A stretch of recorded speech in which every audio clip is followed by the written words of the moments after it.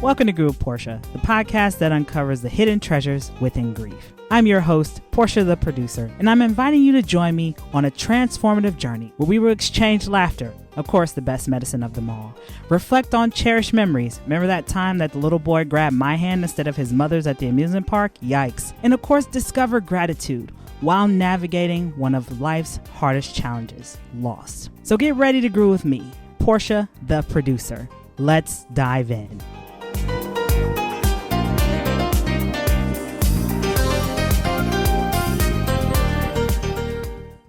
Hey listeners, welcome back to Grew with Portia. I am your host and face, Portia the producer. Don't forget to, as always, like, share, and subscribe to keep up with the latest and greatest of all Grew with Portia. So today I am joined by an individual who has turned the trials of her journey into a testimony for the masses. So welcome, founder of Survivor Rising and also your trauma-informed coach, Miss Alexis Albro. How are you doing today, Alexis? I'm amazing. How are you, Portia? You know, Alexis, every day is great that ends in Y. And Alexis, for our audience who is tuning in, I'd love to start off my conversations with gratitude. What are you grateful for today? Yeah, I am grateful for celebrating 1 year. Yesterday, we went to dinner for the 1 year celebration of my dad being cancer-free. And I am very grateful of that. And I'm grateful for you. I'm grateful you continue to show up for yourself and for this community, despite what life throws at us. And I'm grateful for this today. You know, Alexis, a round of applause to your father. I know that journey all too well of, celebrating cancer remissions and, because it's a scary journey, right? Because whether you're stage 1 or stage 4, no matter what stage, a diagnosis rattles your whole world. And I know that all too well from when my mom was diagnosed with stage 3 lung cancer in 2018. So kudos to your dad for keeping it moving and reaching that survivor boat. The other thing that you hit on was, obviously us showing up as survivors of what life brings us, right? Because life is going to throw us some traumatic curveballs, but there's always the silver lining within the situation. And so, Alexis, one of the things that I love to hit on as entrepreneurs, we go through a plethora of emotions, right? When we are making that transitional boat from the corporate space to being full-time entrepreneurs. And for our audience who's tuning in for more on this conversation about pivoting from corporate to entrepreneurship, make sure you tune into my conversation with Annette Garstek for more on that. Alexis, I'm curious as for you, now that you're in this space of entrepreneurship and being a coach, how have you navigated the grief that comes with the entrepreneurship journey, right? Because a lot of us, when we take the leap, we don't always have a strong support system. There's doubt of, should I have done this? Should I have stayed longer? So share with our audience, Alexis, how you've navigated the grief journey that comes with entrepreneurship. Yeah, there's definitely a grief journey that comes with that and a healing journey as well. I think that that was something, I forget, maybe it was you, Portia, who told me that owning your own business is going to be the biggest healing journey. And I was like, no. I've done the healing. I've gone deep. Like I very much have really dug into a lot of the past. I'm very present in the future, or very present now, and then really, have visualized what the future would look like. And it still has really rocked me at times. I think that it has, I'm so grateful though for that, because if I would never have left my corporate job, I don't think I would ever know certain parts of myself like I do right now, and that I will continue to learn about. I've been able to really find out who I am, because of course, as I am showing up as myself in my business, and I want to make sure that people feel that as well and know that I am showing up with integrity and authenticity. And so that has been really interesting to not be connected to not have to adapt or even people please or use those trauma responses to identify with an organization or a person or a community, and just really identify as just who I am. And part of that is losing. And to me, maybe that grief looks like grieving the comfort of what was before in my personal life and professional life, and the ease of ignorance being bliss. There was definitely a sort of comfort, but I was not fully present in my life. And I'm so grateful right now that I can have that. Ooh, Alexis, you literally just quoted, obviously, a book that I cannot always get through, which is 1984 by George Orwell. And I know that that's repeated throughout the entire book. Ignorance is bliss. And I love how you talked about that grief of leaving that comfort zone, right? Because let's be realistic, when we are in the swing of being 9 to 5ers, we go to work at 8 o'clock in the morning. We know we don't get off until 4. So in the meantime, we're doing whatever our role requires us to do. But in a sense, we're connected to everybody else's world, but disconnected from us. Mm-hmm. And I love, Alexis, how you also brought up how you're able to be fully present in your life today because you took that leap of faith from the corporate space to now embodying your true, authentic self. And that brings a whole wave of grief that I'm really want to touch on today. Because as the survivor that you are, right, each and every one of us has been a survivor of something, whether it's trauma, obviously me with losing both of my parents 9 months from each other, right? There's an identity, right, that's lost in the mix of that, right? And so, Alexis, I'm curious for our audience who's tuning in, what strategies did you use to, in a sense, let go of that trauma identity to really pivot into the triumphant advocate who you are today? Yeah, that's a great question. One of them, right off the top of my head, is what you might hear in the background, which is Coconut, my dog. Animal therapy has been wonderful. But if you think you're going to get an emotional support animal, they might actually need an emotional support human, which is what I will be for Halloween this year, because that is exactly what I am to her. But that identity, it has looked different as the healing journey has gone on. There is no prescription that for healing. There's no one answer, and that one answer is going, if there is a one answer, but the multiple answers that you have and the tools, those tools will change, which is why it's so important to have, I know it's cliche, but like that toolbox. And I think that a big part of me really growing from that identity has been accepting that identity, and not just identity, but accepting who I was in that trauma, accepting that part of myself, and then actually loving that part of myself. Sometimes that has looked like a little bit of like inner child work. That has looked like EMDR.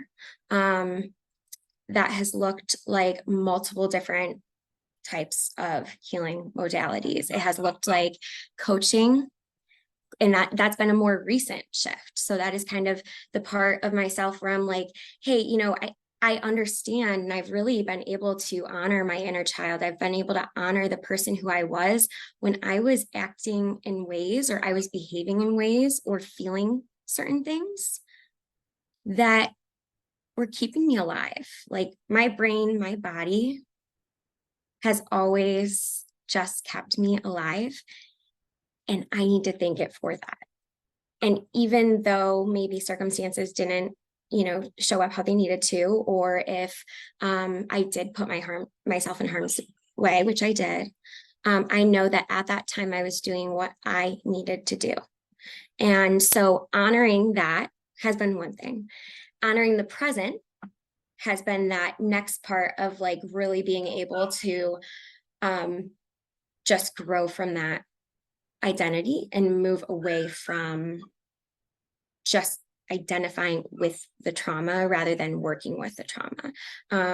And so that today looks like also honoring when it shows up and when those old parts show up in ways that I don't want it to necessarily show up as, because still my brain will always work to keep me alive. So I know that. I also know that it is a constant journey. It's a healing journey, just like trauma informed care, just like any healing. It is a journey. It is not a destination. And so I think that understanding that and understanding that it'll look different for different seasons of our life. And also we might be okay. We might think that we're over that. I'm over that. That's not something I deal with anymore. Or I'm not grieving anymore. For that to show up in other times of our lives. And that's why I believe so much in trauma-informed coaching, because it can and it will. You know, when you might lose a parent or have a baby, or you might buy a house or lose your job, and like then that stuff comes up. And it's like, so what can we do? What are those tools and resources, that network of individuals who can support you, and individuals, things, maybe not physical things, but like podcasts, things like that, that can support you when things do not show up and we kind of go back to that person we were. So hopefully does that answer your question. Hopefully. No, you really hit the nail on the head, Alexis, when you talked about number one, again, being present in the moment. Number two, that it's a healing journey, right? It's not a destination. I think with grief, we tend to put a GPS navigator on our grief journey, on our journeys of going from traumatic to triumphant. We want to put a destination endpoint on it. But as we both know, it's like a wave. Some days you'll be, oh, okay, I'm smooth sailing today. But then, as you mentioned, as we go through the different aspects of life, of buying a house, moving away from the childhood home that you've always embodied, there's going to be some grief there because you're going to feel like you're leaving behind a part of you, right? And in a sense you are, but at the same time, look at all the emotions that spring up that you didn't realize would spring up from you taking that pivot and taking that leap of faith. And Alexis, before we jump into the next part of the conversation, for our audience who's tuning in, if they're interested in connecting with you and learning more about you, can you share your social media or website where people can find you? Yeah, so my website is alexisalbro.com. You can also get the Trauma Aware Directory, which Portia is on. It's for Northeast Ohio and the virtual community. And that is at alexisalbro.com/trauma aware directory. And then at Survivor Rising, only 1 hour in the middle. That is my Instagram handle, Threads. I'm most active on Instagram though. And yeah, you can also get a hold of me via email at albroalexis@gmail.com. Excellent. So everybody, you can definitely connect with Alexis if you want to obviously have her come and speak more about her journey. You know, Alexis, I want to go back to something that you mentioned. One of the things that really caught my attention was learning to love that part of yourself that was heavily, deeply rooted in the traumatic experience that you went through. And I think each and every one of us has been in that boat where we resented that part of us because in our mind, we thought we should have known better. We should have known better than to let this happen. Why did I let this happen? What could I have done better? For our audience, Alexis, who's tuning in, how can they learn to, number one, forgive themselves for that, for taking it so hard on themselves, and two, learn to love that person who they were during that traumatic experience? So we'll start with how can they learn to forgive, and then how can they learn to love? Yeah, so For me personally, and I know that this has worked with some clients as well, and actually most people, is education.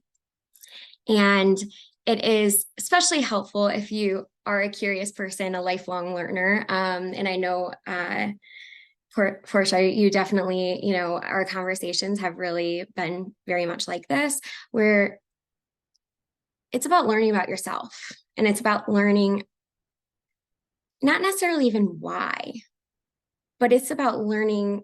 Once I started to understand my brain, understand my nervous system, the vagus nerve, and how the vagus nerve can impact our whole body and does impact our whole body, how that also impacts our gut, and how that gut brain connection that can really impact all that we're doing. It impacts the chemicals that are throughout and hormones that are throughout our body. And then understanding those parts of the brain that, if you have your amygdala, and that's where all your emotions, your fight, flight, or freezes. And all of a sudden, because of trauma, our executive functioning and our ability to think, plan, really productively go on with a corporate job or with something that we don't necessarily fully align with, being able to communicate effectively, things like that, those go offline. And all we have are those emotions that we are reacting to. And that's our reptilian brain. So it's kind of, that is more of, if you think about an animal in the wild and the way that an animal will react immediately. And if you do have like a snake or something, and it'll either move away or it'll freeze. And oftentimes, like, I know Coconut does this all the time. She'll, like, if she sees the nail thing, the nail clippers come out, and she just freezes. And she just, and it's like, there's these reactions, these trauma responses that can show up, and it all makes sense. Once you understand that your brain makes sense, your body, the things that are happening in your body that may look like migraines, it may look like stomach pain, it may look like weight gain, weight loss. It can look like autoimmune disorders, cancer, things like that showing up in our body. Okay, so there's the brain and the body, and understanding that those make sense. That is what gave me the power personally. And I think that when we become empowered and understand, hey, my body wasn't trying to, it's always had 2 feet on the ground and kept me alive. And yeah, there's been times where maybe it failed me, or what I thought failed me, but the whole time it is on your side. It's never working against you. You are your body. So I think that education piece is huge. And then also understanding those trauma responses. So there have been things that ways that I have coped with traumatic situations. And when I've coped in those ways, I responded via oftentimes freeze. And that came from that came from at least a decade of really adapting to that freeze response and being forced into that freeze response. And there's times even today where I'm like, why did I not say something? Why didn't I stand up for myself? Why didn't I do, and I've been able to really work with myself to not only understand it, but also work with it. And so that's been a really important part of that process is the education piece of things. And then I think also just, and I think that was your second question about the forgiveness and kind of forgiving yourself. A lot of that for me has looked like sitting in silence. I think that, do you mind if I use a prop really quick? So, and I know most people will not be able to see me, but so I just started trauma-informed yoga in the Cleveland school district.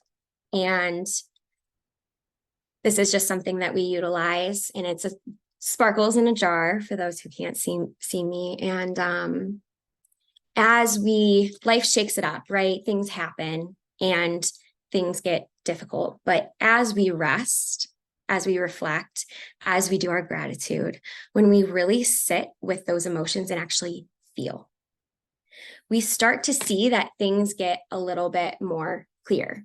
And I put a lot of sparkles in my jar because I love sparkles and glitter. And proudly do. So it might take a little bit for it to settle. So I'll just leave it over here. But as time goes on, and you can almost see it's starting to get clearer because we've been able to sit with the emotions, sit with the feelings, sit with the fears, the things that we're scared to feel.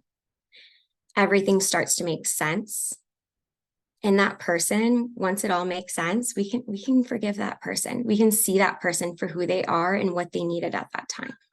So yeah, I'm very excited about this jar of sparkles. No, and Alexis, I have to say, I love the analogy, right? Because when we, it's kind of like snow globes, right? When we shake up the snow globe and then all the fun, things pop up, whether it's glitter, whether it's an idea of like a snowy town like New York or something like that, right? It's kind of like when trauma hits our body, it rocks us all the way. But then once we're in a safe space, whether it's our own company or in the company of someone who we trust, we're able to really channel in all the emotions, all the feels, take in our surroundings, and really, in a sense, connect the dots once everything has settled. And I love that analogy because each and every one of us, right? The way that I kind of interpret trauma, and you can chime in here, Alexis, is when a traumatic experience happens to you, it's like you're frozen in time. That part is frozen in your body. So let's say if hypothetically you got in a car accident and the person who was driving the opposite car, maybe they had on a yellow hoodie. So maybe you go to a new place of employment and your boss has on the same kind of yellow hoodie, not saying that they were the same person who hit you, but think about all the emotions that are going to resurface, right? Because that incident is frozen within your entire being. So it's almost like trauma has no understanding of time or date or moment. It just resurfaces the minute that it has a trigger. I don't know if that explains it in the way that you would. Perfect. Yeah. But I think for our audience, when it comes to just the way that both of us have explained it, I think it's important for us to really learn to be present and to sit and to also learn to love that part of ourselves. Don't resent it because our brain was doing the best that it could. Our brain wasn't working against us. Nothing was working against us, right? You hit on, Alexis, the importance of education. I think in the world today, there's so much unlearning that we have to do. And that's the beauty, right? I just literally texted this to shout out to my significant other. I just texted that to them this morning. The importance of we are students for life on this physical plane. Each day is a learning opportunity. We don't know everything on this life school, but the beauty is that we can seek it and we shall find it. Exactly. And there's no need for shame around that. I think that's something that when people hear even the word trauma informed or even healing, it like all of a sudden brings this fear of, oh my gosh, that means I need to do that all perfectly right now. Or all the things that I've done in the past, that was bad or wrong, or I shouldn't have done that and I should feel shame for that. And so then they just ignore the fact that like there's even any growth because they feel shameful for, if they admit that, then they admit that they should have done things differently in the past. But that's not true. Again, that is the journey. It is a learning, like a journey filled with continuous learning and continuously improving on ourselves. I mean, and also brain science, new stuff comes out every single day. So we don't even know as a planet, we don't even know what there is left to learn.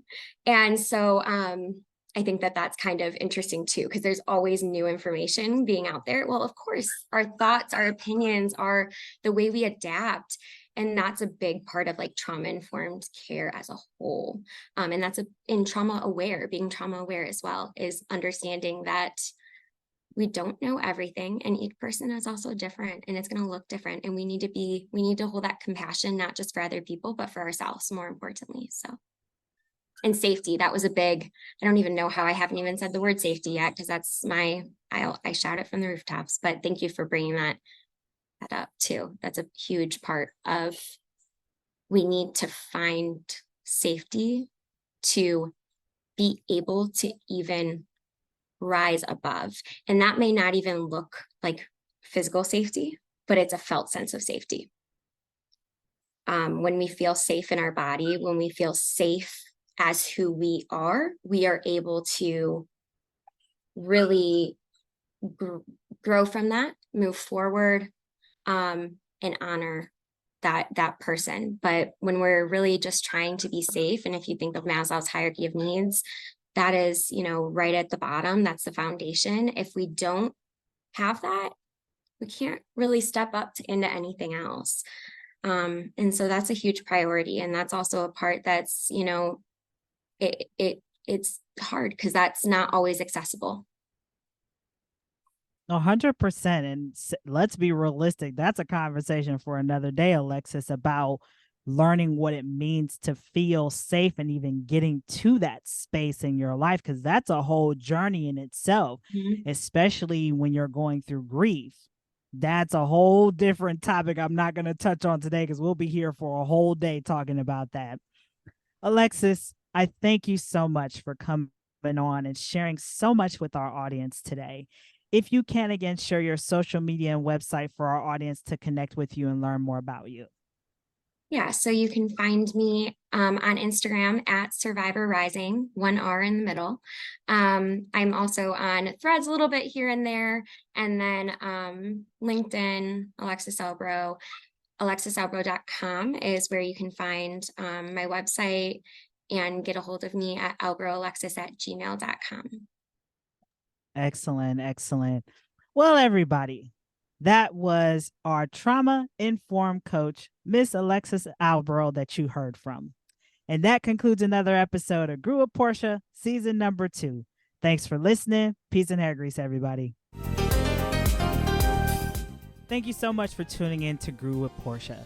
Remember to subscribe to my channel for the latest episodes. And of course, follow me on social media. You can follow me on Instagram at Portia the Producer.